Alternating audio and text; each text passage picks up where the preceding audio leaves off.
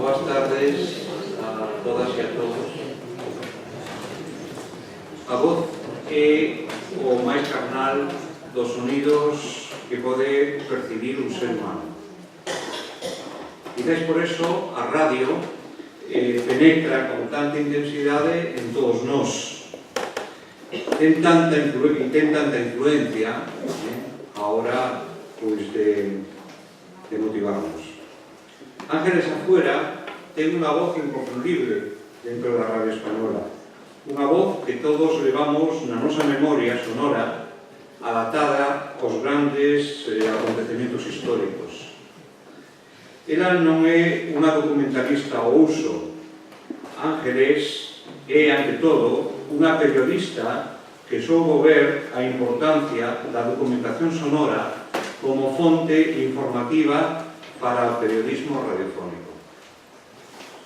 Aproveitando o avance tecnolóxico que supuxo a digitalización, Ángeles Afuera creou unha nova profesión na radio española dos anos 80, poñendo en valor os fondos sonoros e deseñando unha xigantesca base de datos que agora sirve non só para contextualizar as noticias, sino para nutrir os novos produtos que a radio canaliza a través de Internet.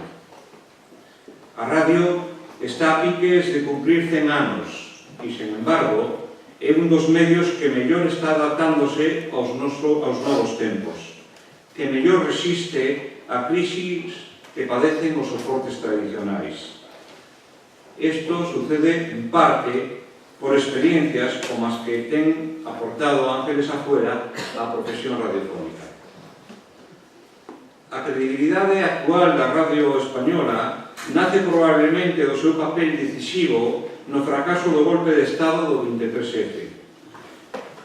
Castrada informativamente por 40 anos de ditadura, destronada pola televisión dende os fins dos anos 60, aquel dramático episodio protagonizado por Tejero supuxo un cambio de tendencia nas audiencias radiofónicas e tamén na valoración dos produtos xa emitidos. Ata ese momento, durante décadas, por diferentes motivos tecnolóxicos e económicos, a radio foi como un grifo aberto onde a maior parte dos contidos se perdían unha vez emitidos. Hoxe, afortunadamente, iso non é así. Para comprender o valor da documentación sonora e o valor da radio como testemunha da historia, temos con nós a Ángeles Afuera. A pesar da súa humildade, ela é unha das grandes da radio española, a que dedicou 40 anos de vida profesional. Madrileña, formada como xornalista nas primeiras promocións da Universidade Complutense, chegou á radio en 1976 cun programa innovador e feminista, Las Ciudadanas. Creo que con Carmela García Moreno, aquela política do UCD, que ademais estaba casada con galego, con Luis González Seara, e era unha persona moi próxima a Galicia, que fai 2 días acaba de inaugurar unha placa na casa de González Seara en Ourense. Bueno, Ángeles, dese programa pasou aos servicios informativos dirixidos naquel momento por Fernando Ónega. Hoy por hoy, Hora 25, La Ventana, foron espazos nos que participou coa súa voz. E a partir de 1989, inspira a creación dun departamento de documentación para preservar eso que decíamos, o patrimonio sonoro da cadena SER e apoiar e verificar a veracidade das noticias con documentos auditivos. Ángeles fundou e dirixiu durante 27 anos o Departamento de Documentación da SER, onde quedaron englobados a fonoteca, a hemeroteca e a biblioteca, así como a coordinación dos arquivos sonoros do Grupo Prisa Radio en España, Colombia, Argentina, Chile e México. A ela débese a catalogación, indización, minutado e automatización dos fondos radiofónicos dun gran proxecto que se denominou Enciclomedia. Ángeles Afuera é unha especie de arqueóloga dos sonidos y nese traballo descubriu pezas radiofónicas que se crían perdidas, como o serial Ama Rosa, a primeira versión grabada do popular Chotis Madrid, de Agustín Lara, ou a adaptación radiofónica de Hamlet, realizada en 1948 por un xovencísimo Fernando Rey. Recentemente presubilada da cadena SER, Ángeles Afuera non esquece a radio e sigue traballando activamente, neste caso na investigación sobre o medio radiofónico, porque en pouco tempo presentará a súa tese de doutoramento na mesma Universidade Complutense de Madrid sobre a historia de Unión Radio. Da man de Ángeles Afuera, os amantes da radio temos hoxe a oportunidade de reafirmar a importancia deste medio que pronto cumprirá 100 anos e que está cheo de futuro porque se reinventa cada día nas ondas. Gracias, Ángeles, por acercarte ao Camino de Santiago e dar vida a esa historia sonora da radio en España que moitos os que aquí estamos levamos na nosa cabeza.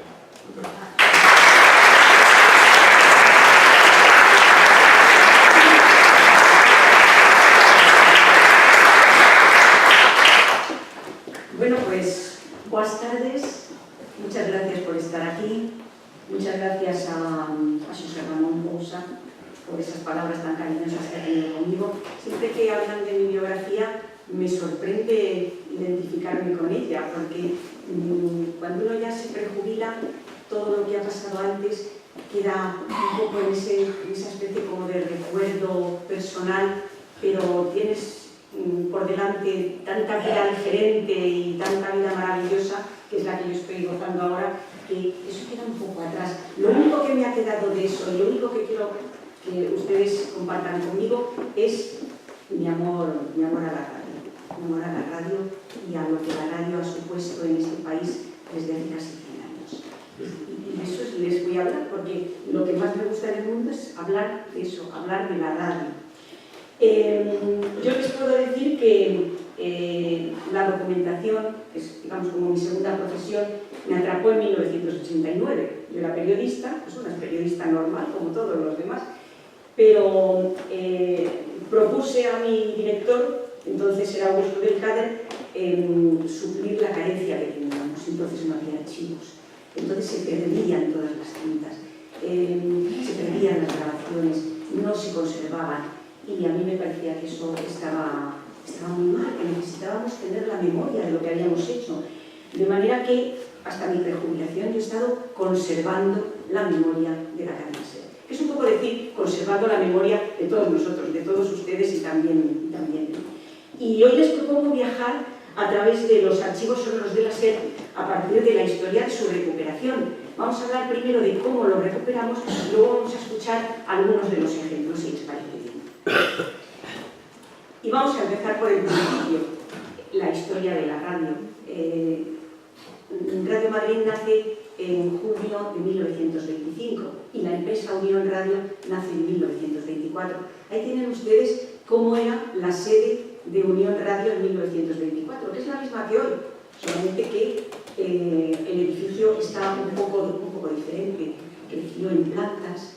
Se quitaron los escaparates y los soportales que pueden ver ustedes en la foto en blanco y negro, pero la cadena SER, Unión Radio, su madre, digamos, y la cadena SER, la hija, han estado siempre en el mismo sitio, en el 32 de la Gran Vía de Madrid.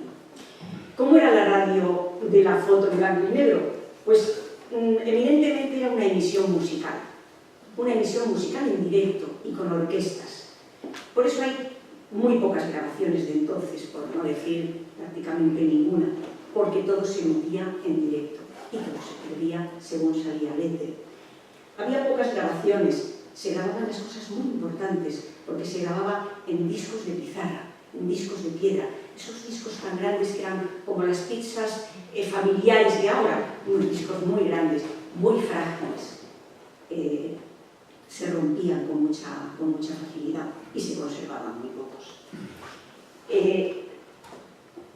Estos que ven ustedes aquí son discos de pizarra. La emisión, cuando empezaron a utilizarse los discos, bajó en la presencia de las orquestas y empezó en la presencia de discos. Pero no eran discos grabables, es decir, que la emisión no se podía grabar, la emisión seguía siendo en directo. Y no tenemos emisiones de esa época. Luego llegaron los magnetofones. Ahí ven ustedes a mi suegro, que era técnico de Radio Madrid, con un magnetofón, con cintas abiertas, cintas de acetato, en las que ya se podían grabar cosas. Ahí fue donde empezó, digamos, la historia del archivo que yo les voy a contar hoy, en esas cintas de acetato. Y luego llegó el cassette. El cassette fue muy importante para nosotros, porque dio autonomía al periodista. Ya no había que ir con técnico, sino que el periodista, le ven ustedes a Mariano de la Banda, que probablemente es un nombre que recuerdan, entrevista con su cassette a unas personalidades que no podemos saber quiénes son. ¿Qué le pasaba al cassette? Que era más pequeño y se podía conservar. Con lo cual ya era más fácil conservar algunos cassettes de emisiones de la radio. ¿Y qué le pasaba al cassette? Que mucha gente podía tener en su casa un grabador de casetes y sus propios casetes. Probablemente ustedes han tenido casetes de música que les gustaba o de algunos programas que grababan y les gustaba conservar. Es decir, fue una fuente de conservación un poco mejor, un poco menos frágil que los discos de pizarra. Este fue un momento muy importante para los archivos de la radio. Dirán ustedes, ¿qué tiene que ver? Se crea una fonoteca para los servicios informativos con la foto de Tejero asaltando el Congreso de los Diputados. Pues sí, porque esa noche del 23 de febrero de 1981 la radio grabó toda la emisión. Era muy importante y se grabó en cintas incesantemente durante toda la noche y toda la mañana del día 24. Y cuando ya finalmente acabó aquel momento tan tremendo para nuestra historia, el director de la SER se encontró encima de su mesa, encima de su despacho, un montón así de cintas con todo lo que había pasado aquella noche, con el relato fehaciente de lo que había pasado, porque era lo que habíamos sentido. Y entonces dijo, esto es muy importante, esto ya no es importante para la radio, sino es importante como memoria histórica de este país. Y entonces decidió montar un departamento, digamos, un archivo no organizado profesionalmente, pero en el que ya se empezaban a almacenar las cintas. De manera que ven ustedes lo importante que fue el 23F para el archivo de la SER y para mí. Y en 1989 se crea el Departamento de Documentación, y ahí es donde yo cambio un poco de profesión, de periodista a documentalista. En principio conservábamos en cintas abiertas. ¿Recuerdan ustedes el magnetofón que hemos visto antes? Pues cintas como esas, guardadas en estas cajas, formaban parte del primer archivo sonoro que tuvo la SER. Claro, de 1989 al 2014, que es donde está hecha esta foto, hay una diferencia. ¿Qué pasó? Que el archivo se profesionalizó. El archivo se convirtió en digital, dio un salto a lo digital. Ya no eran cintas, ya estaba dentro de grandes servidores informáticos y ya se podían consultar todos los sonidos desde los propios ordenadores. Por ejemplo, dame una voz de Aznar diciendo que hay que apoyar a Estados Unidos en la guerra de Irak. Pues era mucho más simple que años anteriores, porque se buscaba en el ordenador, el teclado, el propio redactor podía buscarlo y ya no había problema porque tenía el sonido inmediatamente. Se digitalizaron todos los archivos de informativos y se creó una gran base de datos que ya ha referido José Ramón, que es Enciclonet. Pero ¿qué había pasado con los fondos históricos? ¿Qué había pasado con la voz de todas estas personas que están aquí ensayando una radionovela? En la que pueden ver ustedes a Juan Aginzo con un jersey blanco al fondo de la foto, que pueden ver ustedes a todos los representantes del cuadro de actores de Radio Madrid, que probablemente hayan ustedes escuchado en muchas radionovelas. ¿Qué había pasado con esas radionovelas? Bueno, pues la SER no tiene nada. Sus archivos sonoros se han perdido. Esa era la creencia de todo el mundo, incluso dentro de la propia radio. Porque, verán ustedes, son empresas tan grandes y cambian tanto de jefes que al final el conocimiento de lo que hay y de lo que no hay se encapsula en determinadas personas y esas personas se jubilan y la información no fluye. Probablemente ustedes también tengan su pequeño recuerdo de cada una de sus empresas, en las que había una persona que sabía dónde estaba todo, pero en el momento que él se marchaba, eso se perdía, porque nadie más sabía dónde estaban las cosas. Pues bien, aquí en la SER pasaba lo mismo, que mucha gente, incluso nuestros propios jefes, decían: no tenemos nada, los archivos no se han perdido. Bueno, pues no se habían perdido, existían archivos y estaban en nuestros almacenes generales de Cofolio. ¿Por qué? Las emisoras siempre han tenido discotecas. Ahí tienen ustedes una discoteca de los años 50, porque se necesitaban discos para radiar. Todos los días se radiaban muchos discos, con lo cual cada emisora necesitaba tener los discos y los necesitaba tener organizados. Cuando en un programa decían: quiero los mejores cuplés de Celia Gámez, tenían que estar organizados para sacar a Celia Gámez y sacarla pronto. Ya saben ustedes lo que es la radio, tiene que ir todo muy deprisa. Pero las grabaciones se guardaban menos, se guardaban. ¿Qué empezó a guardarse? Guardaban sobre todo las radionovelas, los teatros, los dramáticos, es decir, lo que se llama la producción propia de cada emisora. Y ese estaba aquí. Los almacenes generales de Pozuelo, les puedo contar que Pozuelo es una población muy cercana a Madrid, y es donde la emisora de Radio Madrid, la cadena SER, tienen su antena, una antena desde la que se emite para toda España. En esos almacenes se encontraron todas estas cajas. Les puedo decir lo que hay dentro. Había 17.000 cintas magnetofónicas y colecciones muy abundantes de casetes. Y además, documentos escritos de un gran interés histórico. Pues todo eso estaba ahí. Nadie lo sabía. Eran cajas precintadas y nadie lo sabía.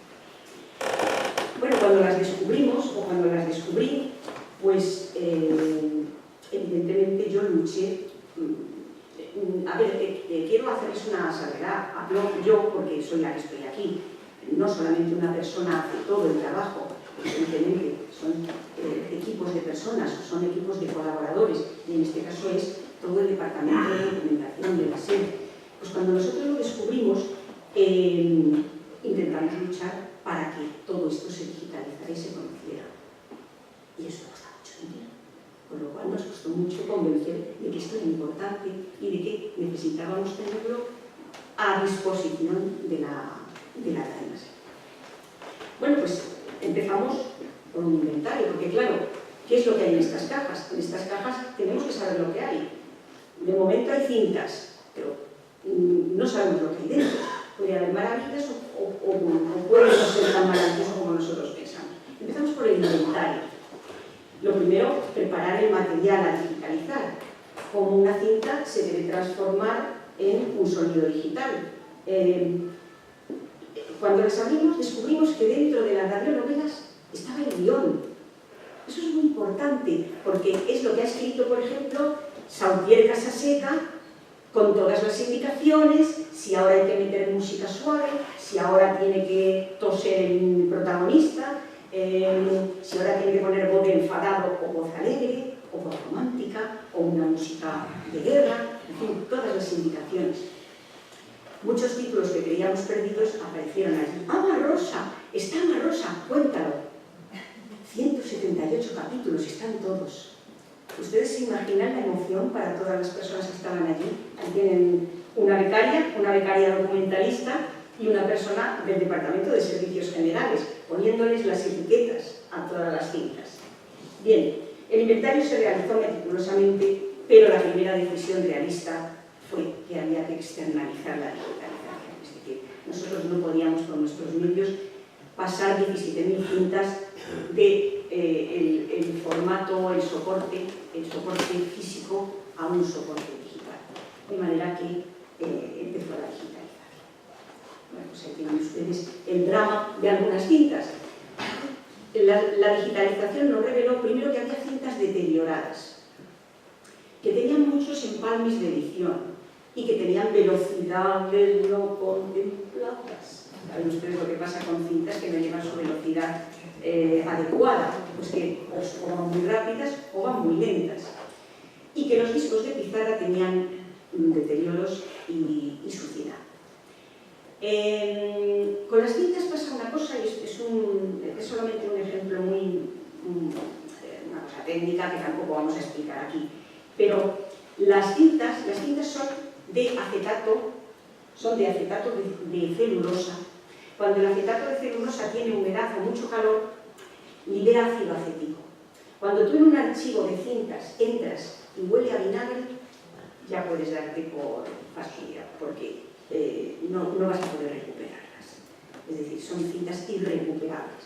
Bueno, afortunadamente estas no olían a vinagre, con lo cual pensábamos que podían sonar bien. Con los discos de pizarra, sin embargo, son los hongos lo peor que pueden tener.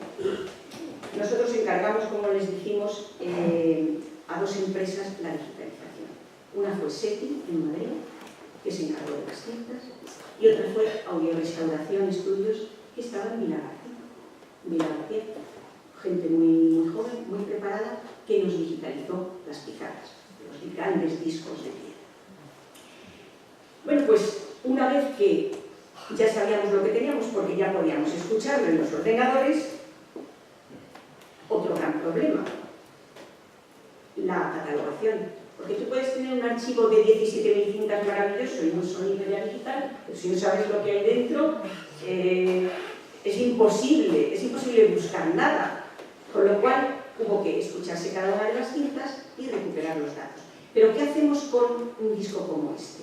Ustedes ven ahí que pone Sociedad Española de Radiodifusión SER, vale, de acuerdo, propiedad de la SER, Hamlet, y una especificación, Shakespeare. Pues eso lo sabe todo el mundo. Podrían haber puesto la fecha, sin embargo, la fecha no estaba. ¿Cómo encontrar la fecha? ¿Cómo encontrar qué era Hamlet? Si era una obra de teatro, si era un comentario de un crítico literario. Bueno, pues primero había que escucharse. Recuperar los datos es, en primer lugar, escuchar el propio audio. Y el propio audio nos dio muchas claves. Pues, por ejemplo, el reparto. Hamlet era efectivamente una obra de teatro. Entonces, el reparto que iba al final de la obra de teatro, la presentación que nos decía quién lo había adaptado. En muchos casos, os lo enseñaré, estaba el propio autor hablando de, no Shakespeare, evidentemente, pero muchos autores hablando de su propia obra antes de la grabación. De ese disco a una ficha tan completa como esta, que no sé si lo verán ustedes bien, pero bueno, un texto mucho más completo, con muchos más datos, pues hay que investigar en muchos fondos, incluso en periódicos, por ejemplo, de ese día o del día siguiente, con críticas a lo que se ha emitido. Todo nos valía por hacer las fechas cada vez más completas. Y vamos a empezar por los audios. ¿Qué encontramos también? Encontramos discos censurados. Por ejemplo, ven ahí ven perfectamente Bésame mucho. ¿Qué puede tener esta canción de la censura? Bueno, pues como si fuera esta noche. El problema no era solo del beso, sino que en un momento de la canción el amor es su única religión. En España entonces solamente podía haber una, que era la católica. Que tengo miedo perderte después. Hubo algunas otras cosas de censura muy divertidas. Por ejemplo, ¿saben ustedes qué censuraron? Pues el anuncio que decía Serbetinal, dolores intestinales. Manzanilla Remo, laxante, antibiliosa. Pues se censuró. El mal gusto estaba prohibido. ¿Recuerdan ustedes cuando se decía se va el caimán? Pues se va el caimán era porque habían emitido Se va el caimán en Colombia, que es el país del que procede esta canción, para protestar contra un gobernante que había entonces en Colombia. Entonces, cuando se emitió aquí, pues claro, las autoridades franquistas pensaron que si se había emitido allí para protestar contra aquel, pues se emitía aquí para protestar contra el nuestro.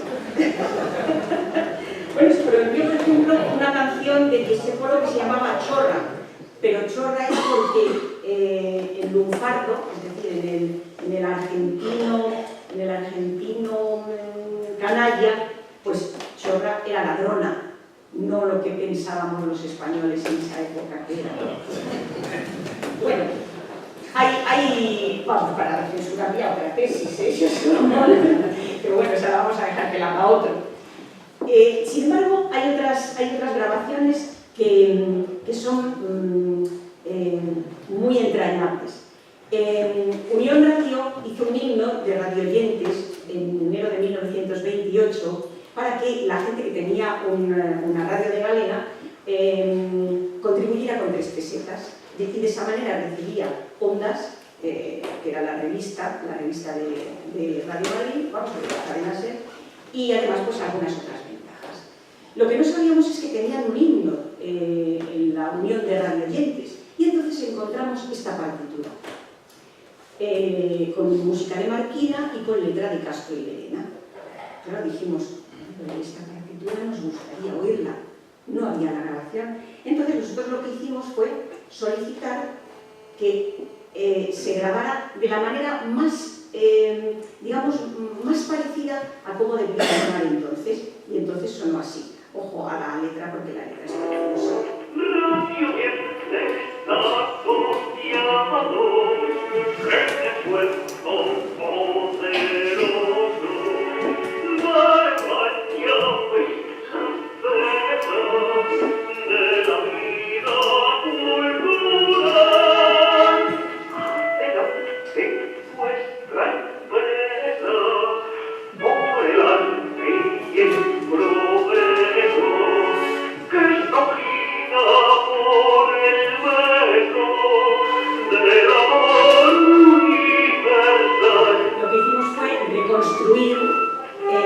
La grabación que nunca podemos oír porque no la encontramos. Encontramos también una colección de carteles publicitarios de radio que son muy bonitos. En realidad la radio empezó anunciando sobre todo aparatos de galena, toda la tecnología alrededor de los aparatos de radio de entonces. Pues por ejemplo, es que ven ustedes ahí Universal Gigante, o por ejemplo los auriculares muy importantes cuando se tenía un aparato de radio de esa época, que había que escuchar con auriculares, por eso era un placer muy solitario, solamente lo escuchaba el que tenía puestos en los cascos. O por ejemplo este, en el que la propia radio se anuncia a sí misma para que los anunciantes metan aquí su publicidad, metan en el nuevo medio la publicidad. Por cierto, Unión Radio Madrid, avenida de Pin Margall, porque entonces no se llamaba la Gran Vía era todo lo que era toda la avenida, pero cada uno de los trozos de la Gran Vía tenía su propio nombre, y donde estaba la radio tenía el nombre del presidente de la Primera República. Bueno, los seriales. Todos estos y más que no me han cabido en el pantallazo, son los que hemos recuperado. En negrita les he puesto algunos de los que me parecen a mí más importantes. Ama Rosa, Mañana también comemos. ¿Ustedes se imaginan? Mañana también comemos, emitido en el año 60. La radio denunciaba las situaciones que había, porque si se pasaba hambre había que denunciarlo. Y a la radio le pusieron muchas multas por emitir cosas como esta. Lucecita, que fue en la última radionovela que se emitió. Esta fue la última radionovela que hizo la SER. Ya no es hora de pecar, la saga de los Corretas, Matilde de Luis Periquín, en fin, todo esto fue lo que recuperamos. Y yo les he traído la letra de Ama Rosa.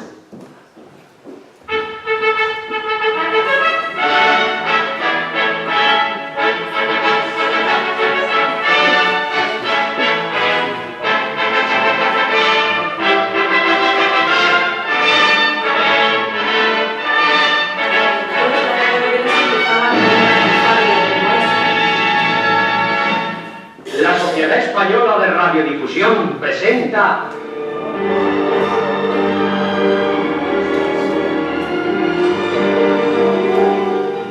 Ama Rosa, con la gran compañía de actores de Radio Madrid y la reaparición aparición en España del popular actor hispanoamericano Doroteo Martí.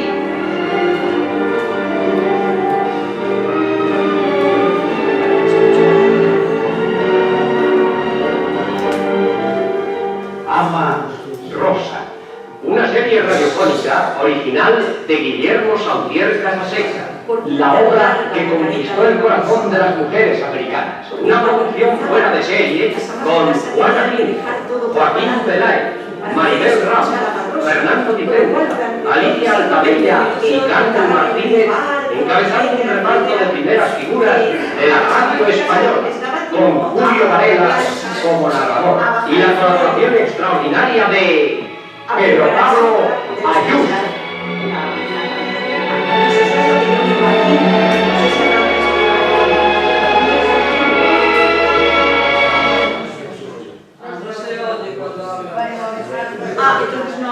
Entonces no hablo cuando escuché. Las maletas tan largas porque las amas de casa tenían que prepararse y tenían que dejar todo lo que estaban haciendo, pues eso, apagando la plancha, bajando el fuego, etc., para ponerse a escuchar a Ama Rosa. Bueno, el teatro del aire. El teatro del aire es uno de los radioteatros que hemos recuperado. Este es muy especial porque este estaba en disco de pizarra. Y como antes les contaba, tenía muy pocos datos. Solamente cuando lo oímos nos dimos cuenta de que el actor que interpretaba a Hamlet era Fernando Rey. Fernando Rey entonces ya, claro, en nuestra época era conocido, pero en esa época no era tanto, debía ser un jovenzuelo. Vamos a ver también la careta, por lo menos un poquito de ella.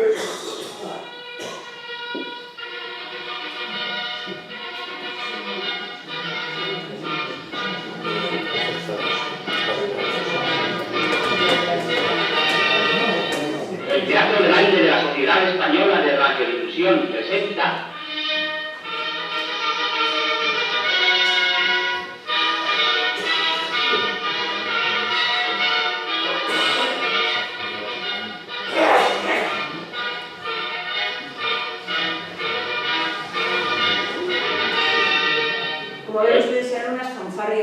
muy largas. Bueno, pues vamos a oír a Fernando Rey. Cuando nosotros vimos a Fernando Rey, dijimos, madre mía, esto es una joya.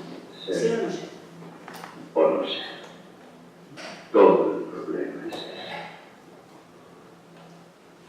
¿Qué es más noble? ¿Sufrir en el espíritu golpes y dardos de la gran suerte? ¿O tomar armas contra un mar de angustias? Y darle fin a todas, combatiéndolas. Morir. Dormir. No más.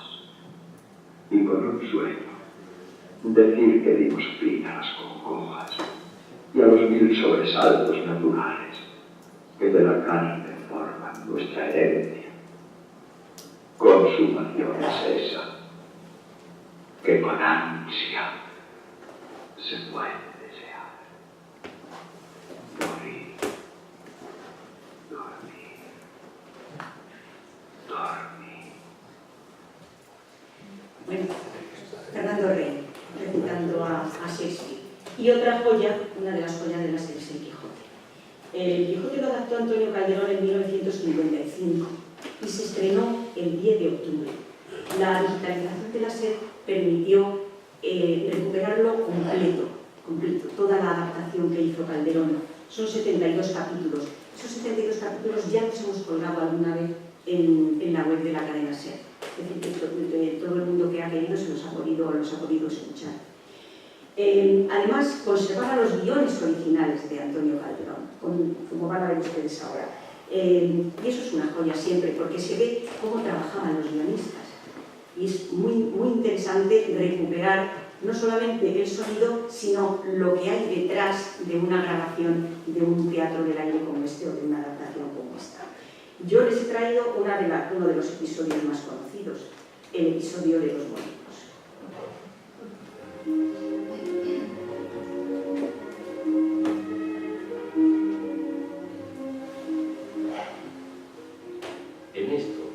descubrieron 30 o 40 molinos de viento que hay en aquel campo. Y así como Don Quijote los vio, dijo a su escudero: la aventura va guiando nuestras cosas mejor de lo que acertáramos a desear. Porque ves allí, amigo Sancho Panza, donde se descubren 30 o pocos más desaforados gigantes con quien pienso hacer batalla y quitarles a todos las vidas, con cuyos despojos comenzaremos a enriquecer. Esta es buena guerra, y es gran servicio de Dios quitar tan mala simiente de sobre la faz de la tierra. ¡Qué gigantes! Aquellos que allí ven de los brazos largos, que nos suelen tener algunos de casi 2 metros. Mire, vuestra merced, que aquellos que allí se parecen no son gigantes, sino molinos de viento. Y lo que en ellos parecen brazos son las aspas que, golpeadas del viento, hacen andar la piedra del molino. Bien parece que no estás cursado en esto de las aventuras. Ellos son gigantes. Si tienes miedo, quítate de ahí y ponte en oración en el espacio que voy a entrar con ellos en fiera y desigual batalla. Ahí están viendo ustedes el guión de lo que estábamos escuchando. Bueno,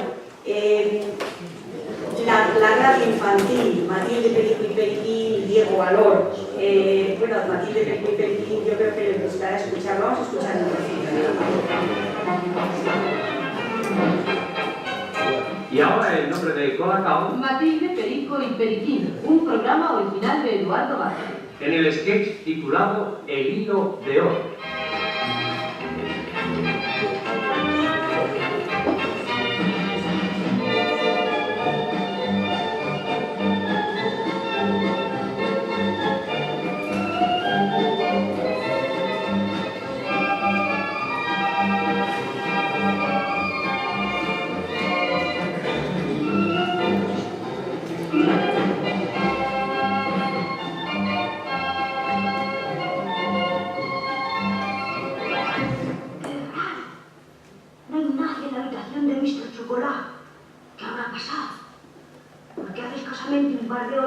Mr. Chocolate has pasado grandes zancadas al jardín de su mansión. Tiene que estar aquí. Pero, ¿estará vivo? Abriré este armario. Uy, aquí está, pero muerto. ¡Pumba! Hizo el cuerpo al caer al suelo. Por favor, Periquín, ¿te quieres callar? Sí, ya falta un poquito. Es que no nos dejas hablar. Pero bueno, ¿a qué está jugando este niño? Hija, las películas de suspense. Y vamos, me está dando la tarde. Bueno, basta ya, Periquín. ¿Es que no te va a jugar a nada? Voy a con el rompecabezas. ¡Qué juguetito más tonto! ¿Rompecabezas? ¿Sigue existiendo ese juego? Era de Perico. El otro día revolviendo en un armario dio con él y se lo ha dejado a su ¡Ya, hija. mamá! ¿Ya qué? Toma la lección. Mira, este es de aquí hasta aquí. Que te la tome tu padre cuando venga. No, mamá, no, prefiero que lo hagas tú. Esto es un ejemplo de Matilde Perico y Periquín. Y esta es una canción que probablemente hayan ustedes escuchado también. Es la canción de Diego Valor. Volando hacia el espacio misterioso.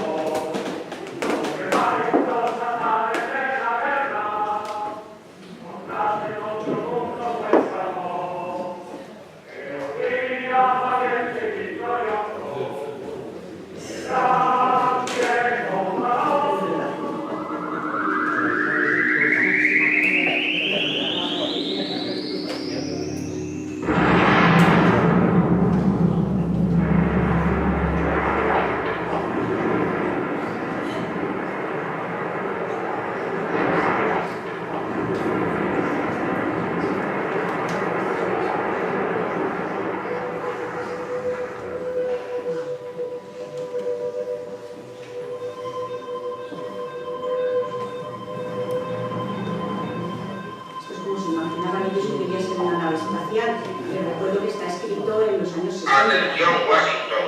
Atención. Aquí jefe servicio seguridad en Detroit. Una descarga luminosa potente ha destruido el observatorio de control espacial. Era una descarga que venía del espacio.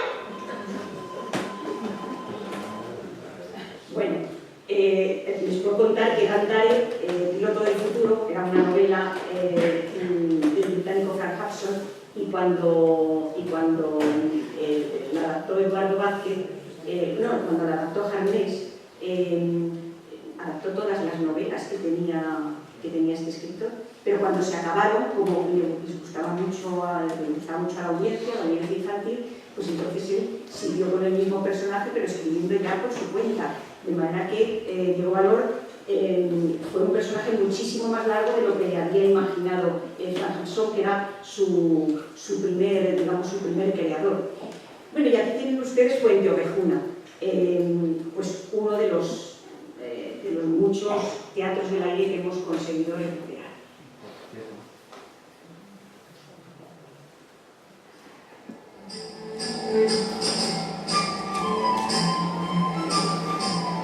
Ya comienza a amanecer con este sol nuestro día. ¡Vivan Castilla y León y las maras de Aragón y muera la tiranía!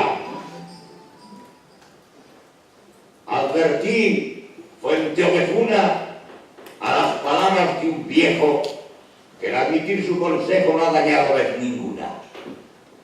Los reyes han de querer averiguar este caso y más tan cerca del paso y jornada que han de hacer.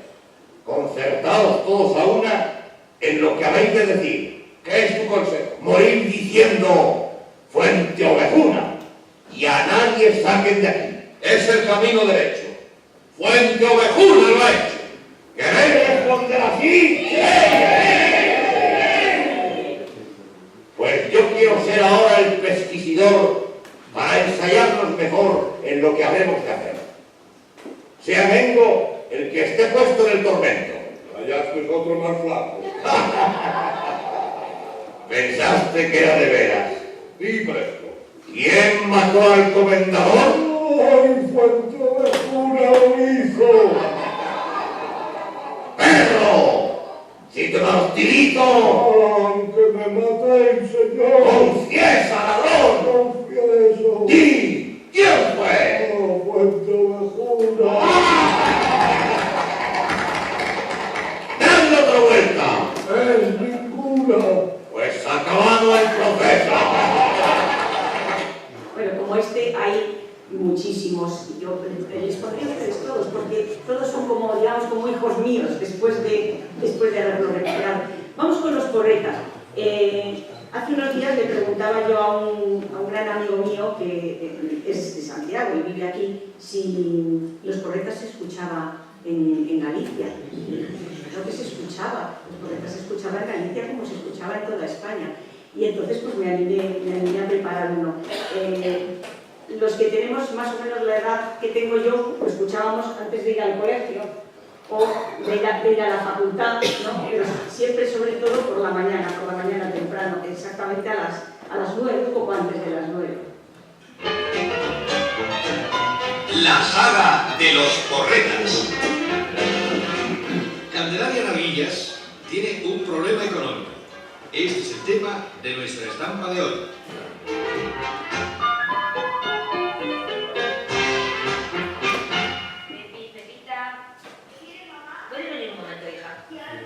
¿Usted qué teta se puede ir a la compra? ¿Me da el dinero? Ahí, se lo he dejado sobre la mesa de la cocina. Sí, pero es poco. ¿Cómo poco? ¿Le he dejado a usted 250 pesetas? Poco. Bueno, pues arréglese usted con ese dinero. No, si arreglarme me arreglo. Ahora, de traer carne, nada.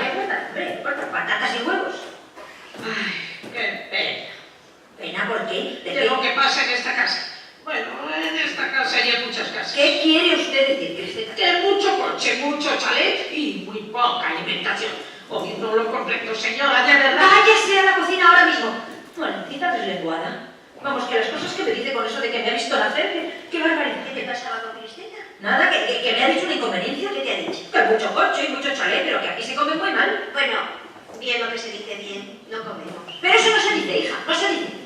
Y menos la criada. Por muchos años que lleve en la casa. No le hagas caso. Yo creo que en el fondo me viene niña. Olvídalo.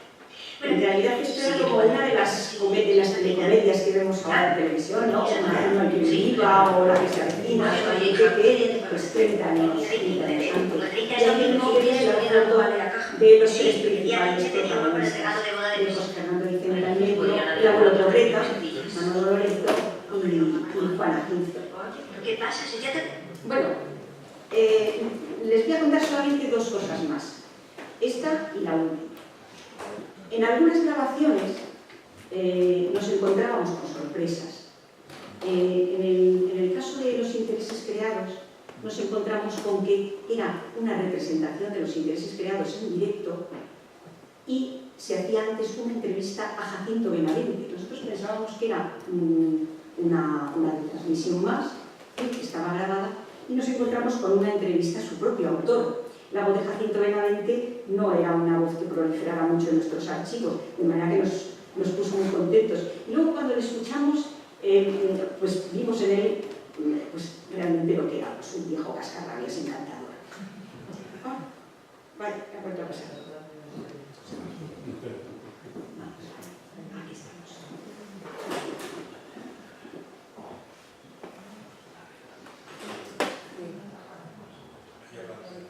Ahí está. Vamos a escuchar. Querido don Jacinto, ahora que estamos en vísperas de estreno, ¿qué estreno recuerda usted que le haya emocionado más a estas horas ante víspera del estreno? El estreno, seguramente el estreno de La Malquerida, más que por mí, por el triunfo que tuvo en ella María Guerrero. Querido don Jacinto, y a propósito de La Malquerida, ¿el final de la obra es el primero que usted concibió o concibió usted antes otro desenlace? No, siempre fue el mismo desenlace, siempre. Ya sé que la gente hubiera preferido que hubieran matado al marido, pero me pareció un recurso muy vulgar, lo de matar al malo, algo melodramático. Y siempre vi el final como se lo he escrito, no he pensado otro final nunca. Bueno, pues Jacinto Benavente, la entrevista está muy bien, la verdad. Y les he traído la voz de un gallego, de Wenceslao Fernández Flores. Cuando nosotros encontramos la grabación de Fantasmas, adaptada a la radio, una de sus obras, nos encontramos que él hacía el prólogo, es decir, que había ido a la radio y había leído un prólogo adecuado para la emisión de esa adaptación radiofónica. Y he seleccionado un minuto. Perdónenme ustedes, es que...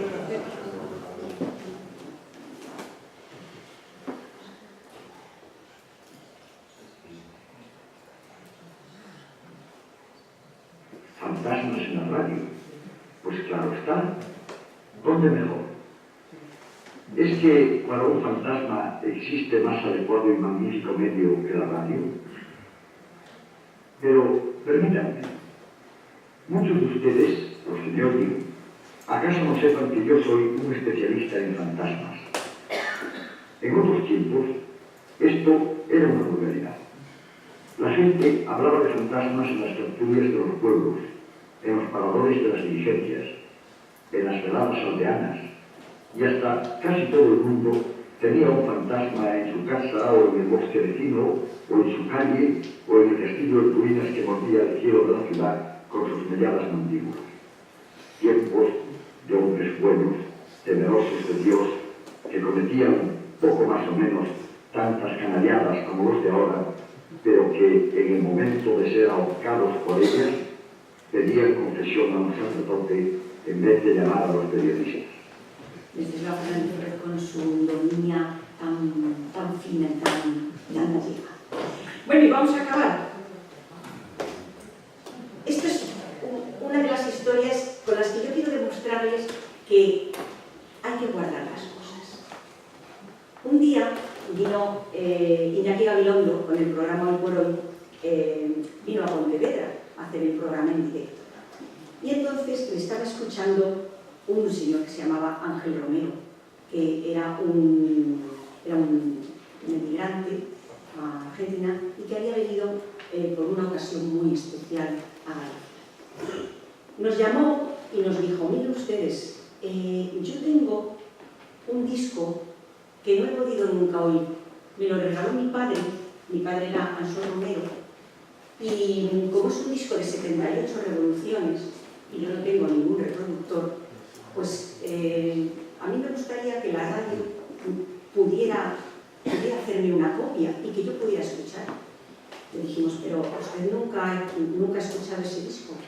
Y nos dijo, pues Pues no, y es un regalo de mi padre y lo tengo desde hace 30 años sin poderlo leer. Le dijimos que viniera y cuando llegó, pues era un disco de Arias. Estaba muy deteriorado, estaba muy sucio. Deteriorado no, porque cuando lo escuchamos sonaba bien.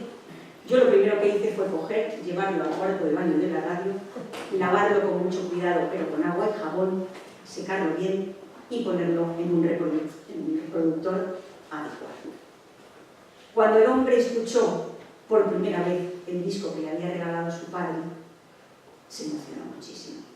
Y al final nos emocionamos todos, porque ese hombre estaba escuchando una cosa que para él era pues, la herencia que le había dejado su padre. Y lo que escuchamos fue esto.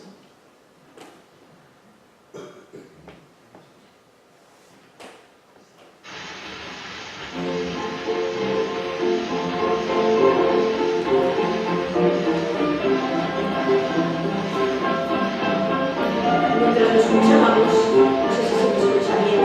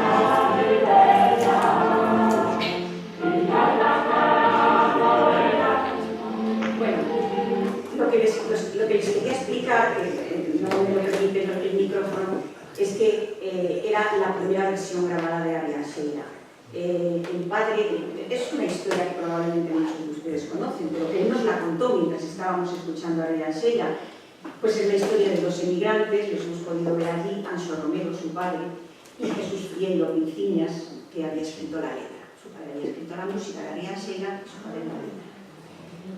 Ellos la habían escrito en Buenos Aires para recibir a Castelao, porque Castelao llegaba, en 1940, llegaba a Buenos Aires, y entonces ellos compusieron esa canción. Y la interpretó por primera vez pues, una agrupación de la que formaban parte, que era la Sociedad Parroquias Unidas de Rianxo en Buenos Aires. Era un grupo de laúdes y de bandurrias. Como gustó mucho por allí, en 1950 la RCA grabó un disco como el que nosotros recibimos de él, como el que nos trajo. Pero en esa época envió un disco como ese, lo envió a Rianxo, a su pueblo, al Bar Feliciano, que todavía existe. Y en el Bar Feliciano lo pusieron en un gramófono que tenían y estuvo rodando el disco 20 y 40 y 2000 veces y 40.000 veces hasta que la gente se lo aprendió. La gente llegó a aprendérselo de tal manera que se perdió,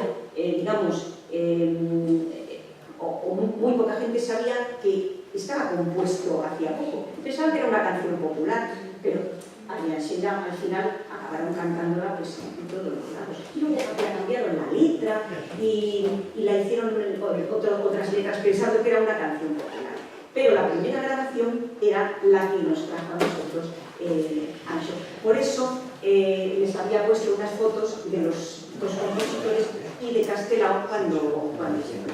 Y lo que quería decir en la última diapositiva es que es muy importante guardar. Es muy importante guardar. Si yo puedo estar hoy aquí contándoles todas esas cosas y escuchando estas cosas que nos hacen recordar, es porque ha habido una labor de documentación inmensa, pero sobre todo porque alguien guardó, alguien decidió guardarlo. Es mi lucha. Mi lucha es que no se debe tirar nada, porque es la memoria. Esta es la memoria histórica de nuestro país, la de la radio. Y la memoria de su familia será lo que ustedes tengan en casa.